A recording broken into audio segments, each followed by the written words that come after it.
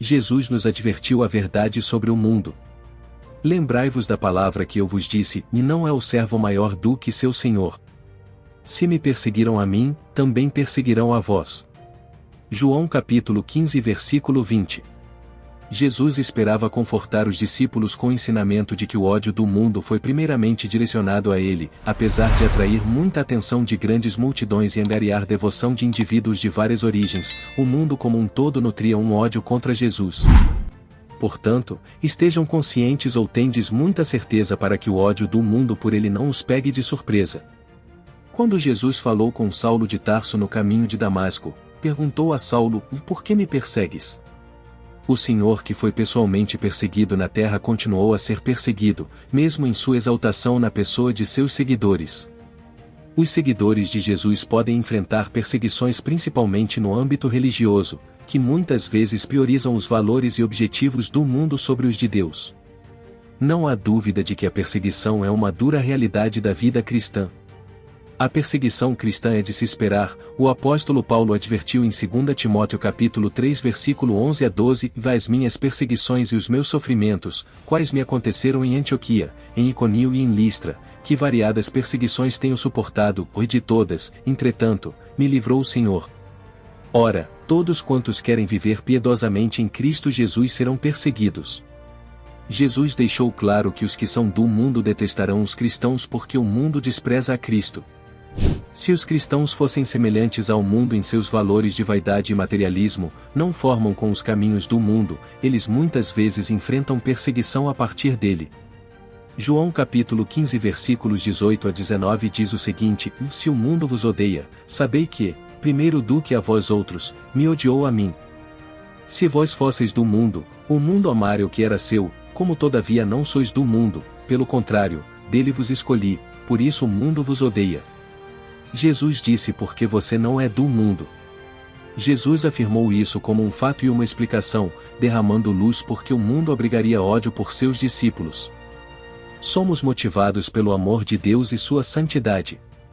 Enquanto o mundo é movido pelo amor do pecado, é a nossa própria separação do mundo que desperta a hostilidade mundial pelos cristãos. Capítulo 4 versículos 3 e 4 diz o seguinte: porque basta o tempo decorrido para terdes executado a vontade dos gentios, tendo andado em dissoluções, concupiscências, borracheiras, orgias, bebedices e indetestáveis idolatrias. Por isso, difamando-vos, estranham que não concorrais com eles ao mesmo excesso de devassidão. Se eles criticam, abusam e ridicularizam vocês zombam de seus valores como cristão, é importante reconhecer o significado da perseguição e encontrar alegria nela, não de uma maneira vistosa, mas como humildade e serenidade. Isso porque a perseguição tem imenso valor espiritual. Um benefício da perseguição cristã é a oportunidade de compartilhar uma comunhão única com o Senhor. Paulo lamentou várias coisas que ele havia perdido no servir a Cristo. Tais perdas, no entanto, ele via como lixo. Filipenses capítulo 3 versículo 8: sim, deveras, considero tudo como perda, por causa da sublimidade do conhecimento de Cristo Jesus, meu Senhor, por amor do qual perdi todas as coisas e as considero como refúgio, para ganhar a Cristo. Filipenses capítulo 1 versículo 7 diz: aliás, é justo que eu assim pense de todos vós, porque vos trago no coração, seja nas minhas algemas, seja na defesa e confirmação do Evangelho. Pois todos sois participantes da graça comigo. A perseguição cristã pode realmente ser benéfica para os crentes. Tiago acreditava que passar por provações pode ajudar a fortalecer a fé de um cristão, construir resistência e promover o crescimento pessoal. Tiago capítulo 1 versículos 2 a 4 diz: meus irmãos, tende por motivo de toda alegria ao passardes por várias provações, sabendo que a provação da vossa fé, uma vez confirmada, produz perseverança. Ora, a perseverança deve ter ação completa, para que sejais perfeitos e íntegros, em nada deficientes. Tiago acreditava que as provações estavam fadadas a acontecer. Ele afirmou que não é uma questão de se, mas quando. No entanto, ele também acreditava que as provações não deveriam levar ao desânimo, mas sim ser ocasiões de alegria. A palavra grega antiga para paciência é upomone. Ao contrário da crença popular, não se refere à espera passiva, mas à resistência ativa para permanecer. Sua raiz significa permanecer sobre, ela vem a imagem de alguém sobre uma carga pesada que escolheu ficar lá, em vez de tentar escapar. A fé é testada através de provações. As provações não produzem fé, mas quando as provações são recebidas com fé, produz paciência. A paciência é inevitavelmente produzida em tempos de provação. Se as dificuldades são recebidas na incredulidade e as provações resmungadas, podem produzir amargura e desânimo. É por isso que Tiago nos exortou sobre isso. A alegria é a resposta da fé a um tempo de provação. O trabalho de resistência paciente vem lentamente e deve se permitir ter uma floração plena. A resistência paciente é uma marca da pessoa que é perfeita e completa. E como o aço é temperado em uma forja, provações e a perseguição podem fortalecer o caráter do crente. Quando um cristão responde à perseguição com graça, mostra que ele é de qualidade superior quando comparado com seus adversários.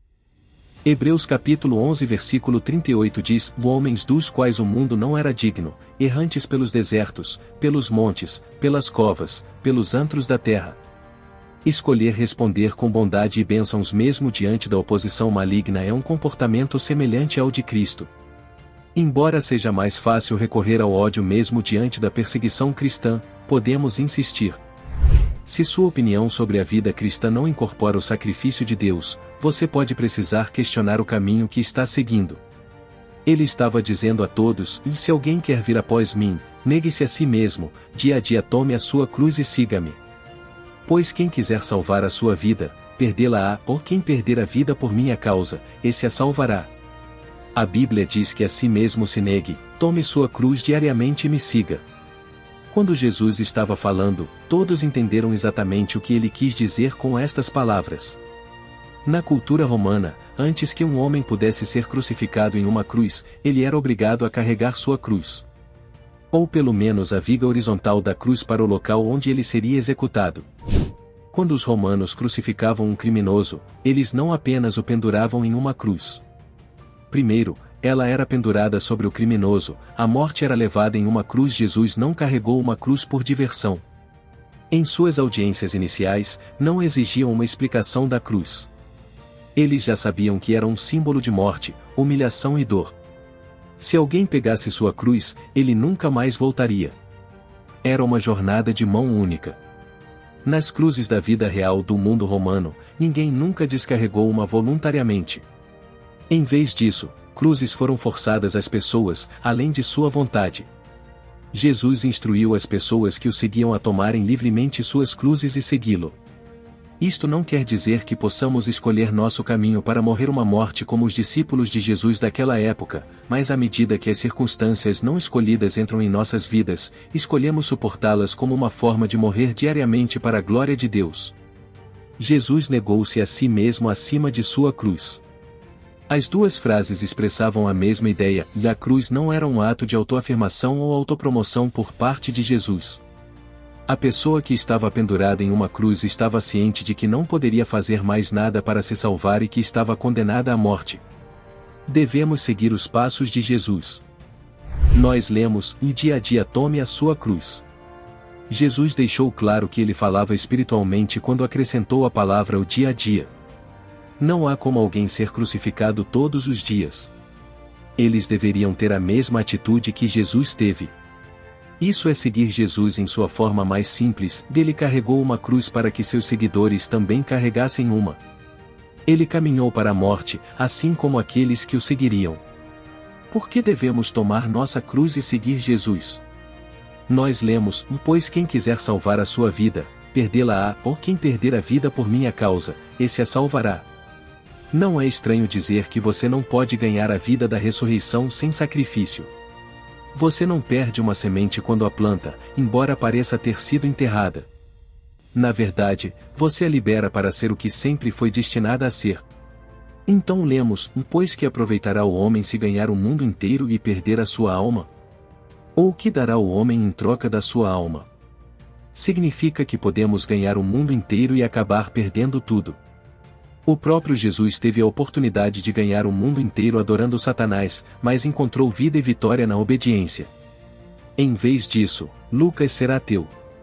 E Jesus respondendo, disse-lhe, vai-te para trás de mim, Satanás, porque está escrito, adorarás o Senhor teu Deus, e só a ele servirás.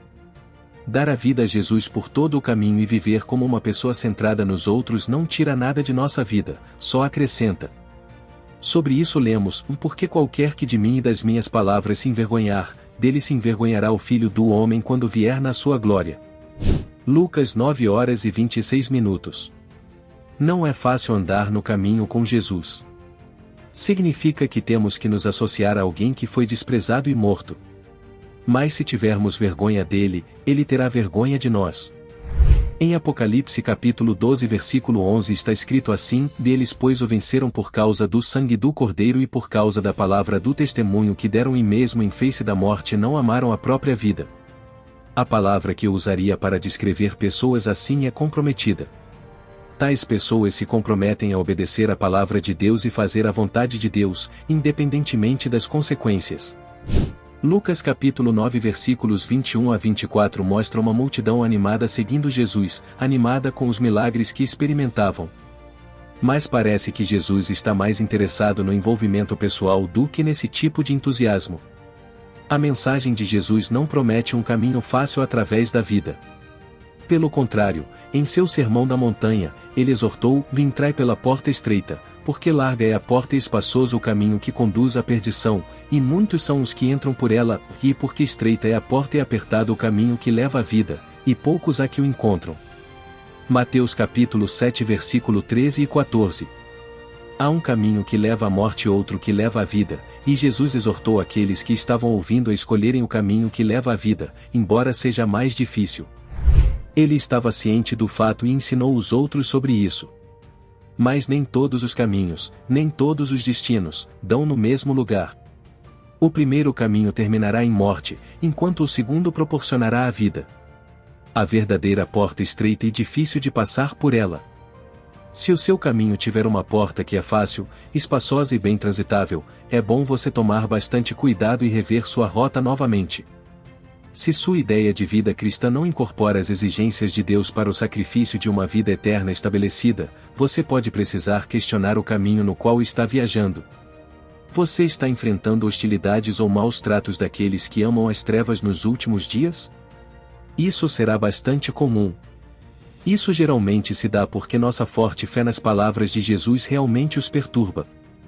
Sem dúvida, defender a verdade ou escolher estar do lado de Deus, o inimigo vai tentar te silenciar. É óbvio, mas também é um privilégio ser conhecido pela piedade ao invés do mal. E é preciso saber lidar com a perseguição de maneira adequada. Se não soubermos por que esses maus tratos vêm sobre nós e como deixar um peso nas suas costas sem ferir seu espírito, você pode acabar se tornando uma vítima em vez de viver como o vitorioso que você é. João capítulo 16 versículo 33 diz, tenho-vos dito isto para que em mim tenhais paz, no mundo tereis aflições, mas tende bom ânimo, eu venci o mundo. Jesus disse, minha conquista está consumada, minha vitória. A perseguição permanente virá muitas vezes da família, dos amigos, dos vizinhos, dos colegas e até dos nossos contatos sociais. Isso não acontece apenas em países ou comunidades hostis ao Evangelho de Jesus, mas também em eventos sociais. É errôneo pensar que nossas boas ações nos isentarão de perseguições. Se as boas ações isentassem as pessoas da perseguição, Jesus não teria recebido maus tratos. Mateus capítulo 9 versículo 3 diz, veis que alguns dos escribas diziam entre si, esse Jesus blasfema ao ponto. Uma vez que todo crente está fadado a enfrentar perseguição em um momento ou outro, é importante reconhecê-la, preparar-se e estar pronto para lidar com isso quando chegar. Por favor, note que sua maior e mais feroz perseguição pode vir de pessoas que são mais próximas a você. Então, o que devemos fazer quando as pessoas nos tratam injustamente ou nos perseguem? Não importa o que alguém diga ou faça com você, lembre-se de que a palavra de Deus é o que realmente define você. A verdade é que Deus está sempre com você e Ele não vai deixá-lo sozinho, portanto você pode se apoiar na força dele. Apesar da perseguição, saiba que você acabará saindo melhor e mais forte. Veja apenas através das lentes da palavra de Deus durante os momentos desagradáveis. Ele vai te ensinar a manter a cabeça acima de todas as distrações. Nunca se abale com a opinião das pessoas, mas sim se preocupe com a opinião de Deus, porque essa é a opinião que mais importa na vida. Não dê espaço para a amargura, porque a amargura quebra o seu espírito e torna você suscetível a ataques de demônios. Um dos principais alvos do diabo para tentar as pessoas e persegui-las é roubar sua alegria, porque ele sabe que a falta de alegria dá espaço para a amargura, que eventualmente nos separa de Deus. Além disso, a amargura acaba prejudicando você e não a outra pessoa que o tornou amargo. Então, não deixe que a amargura chegue até você. Fique focado em sua tarefa. Quando você se mantém focado em sua designação, você perceberá que não há tempo para responder ao que alguém está dizendo sobre você. Essa foi a estratégia que Paulo adotou e que o ajudou em suas provações e tribulações. Sua designação exige muita energia, tempo e concentração. Mas se você quebrar seu foco por distrações da perseguição, isso significa que você não terá tempo suficiente para se concentrar em sua designação. Prossigo para o alvo pelo prêmio da soberana vocação de Deus em Cristo Jesus. Por isso, todos quantos já somos perfeitos, sintamos isto mesmo, e, se sentirdes alguma coisa de outra maneira, também Deus vô-lo revelará. Mas naquilo que já chegamos, andemos segundo a mesma regra, e sintamos o mesmo. Seus imitadores, irmãos, e tende cuidado segundo o exemplo que tendes em nós. Pois muitos há dos quais muitas vezes vos disse e agora também digo chorando que são inimigos da cruz de Cristo, cujo fim é a perdição, cujo Deus é o ventre, e cuja glória é para a confusão deles, que só pensam nas coisas terrenas. Mas a nossa cidade está nos céus, de onde também esperamos o Salvador, o Senhor Jesus Cristo, que transformará o nosso corpo abatido para ser conforme o seu corpo glorioso, segundo o seu eficaz poder de sujeitar também a si todas as coisas. Filipenses capítulo 3 versículos 14 a 21. Compromisso e foco nunca devem ser negociados. Fique perto de pessoas sábias. É muito importante que, em tempos difíceis, nos associemos ao conjunto certo de pessoas. Isso é porque pode haver pessoas ao seu redor que irão aconselhá-lo a fazer coisas que são contra a vontade de Deus. Não podemos orar para manter as perseguições longe. Se pudéssemos, certamente as orações de Jesus o teriam mantido longe de perseguições. E é por isso que devemos praticar esses diferentes espaços quando hostilidades ou situações adversas surgirem contra nós. Jesus enfrentou a perseguição mesmo sendo o Filho de Deus, então não há como escapar dela. O principal é saber como gerenciar as perseguições quando elas vierem sobre nós. Finalmente, devemos sempre estar preparados para enfrentar as perseguições. É algo que faz parte do pacote de seguir a Jesus. Jesus disse, e no mundo tereis aflições, mas tende bom ânimo, eu venci o mundo. Significa que ele está encorajando você a ter coragem. Isso porque ele foi até o fim com a promessa de que venceria o mundo, não importa as perseguições que ele enfrentou. Portanto, esteja preparado para enfrentar as perseguições com coragem, porque Jesus está contigo e ele vai lutar por você. Como a Bíblia diz em Romanos capítulo 8 versículo 31, em que diremos, pois, a estas coisas. Se Deus é por nós, quem será contra nós?